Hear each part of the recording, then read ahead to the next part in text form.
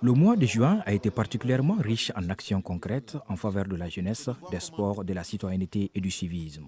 Dans sa traditionnelle conférence mensuelle, le ministre Fomba a commencé par souligner la participation importante de son ministère au Forum des jeunes de l'AES qui s'est tenu à Niamey au Niger les 27 et 28 juin dernier. L'objectif de ce forum, c'était de voir recenser un peu les préoccupations de notre jeunesse à travers les différentes fêtières, notamment le Conseil national de la jeunesse des différents pays. Donc, plus d'autres regroupements qui se sont associés. Et l'idée derrière, c'était de recenser le maximum d'informations afin que nous puissions voir dans l'espace AIS comment on peut d'abord nous faire accompagner par notre jeunesse dans le cadre des orientations tracées par nos leaders, mais aussi prendre en compte les préoccupations de cette jeunesse-là, voir comment nous pouvons au mieux répondre à ces préoccupations. Donc le premier forum de la jeunesse de l'AIS a été tenu à Niamey dans ce cadre-là. La nomination de 8 nouveaux directeurs régionaux de la jeunesse et des sports ainsi que de 3 chefs de division de la direction nationale de la jeunesse marque un tournant dans la dynamique de gestion du département. Une réorganisation qui vise à renforcer le travail de proximité et l'engagement des jeunes selon le ministre. Aujourd'hui, dans le fonctionnement du département, il y avait quelques difficultés par rapport à certains postes qui n'avaient pas eu de nomination. Donc on a eu quand même la chance cette fois-ci de recruter un maximum de personnes. Donc à ce stade, on a presque une quarantaine de personnes que nous avons recrutées dans le cadre de l'animation de la jeunesse à travers tout le pays, dans les 19 régions. Et même dans les régions où le poste n'existait pas, nous avons eu la possibilité d'en créer et de déployer certains agents sur le terrain là-bas.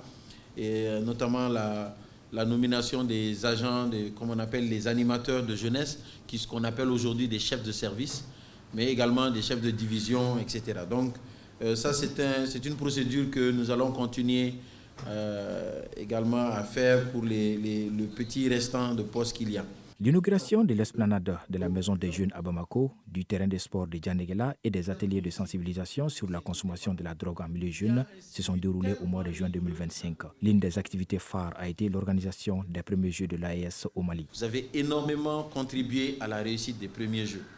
Aujourd'hui, ces premiers Jeux sont félicités partout, au-delà même de l'espace AES. Mais c'est vraiment grâce à vous, parce que si vous n'aviez pas communiqué là-dessus, ça allait être très difficile pour que d'autres gens puissent savoir que nous sommes en train d'organiser ces Jeux-là ici. Et vraiment, je tenais à vous remercier pour tous ces efforts-là, pour tout ce que vous avez fait dans le cadre de la visibilité de ces premiers Jeux. Et aujourd'hui, on peut se glorifier et être très fiers de l'organisation de ces premiers Jeux qui ont été une très grande réussite et qui ont reçu les félicitations et du président de la transition en tant que président de la Confédération des États du Sahel, mais également de ses homologues. Donc, je pense que ça a eu une envergure très élevée et c'est grâce à vous aussi là-dessus. Par rapport aux perspectives, le ministre Fomba a mentionné le sommet des adolescents et des jeunes de l'AES et aussi le lancement de la 4e cohorte du programme à l'école de la citoyenneté à Bamako. Dans les perspectives, mais en réalité ce sont des perspectives, il y a une partie qui est déjà organisée. Il s'agit du sommet des adolescents et des jeunes de l'AES, mais que nous avons finalement organisé du 1er au 3.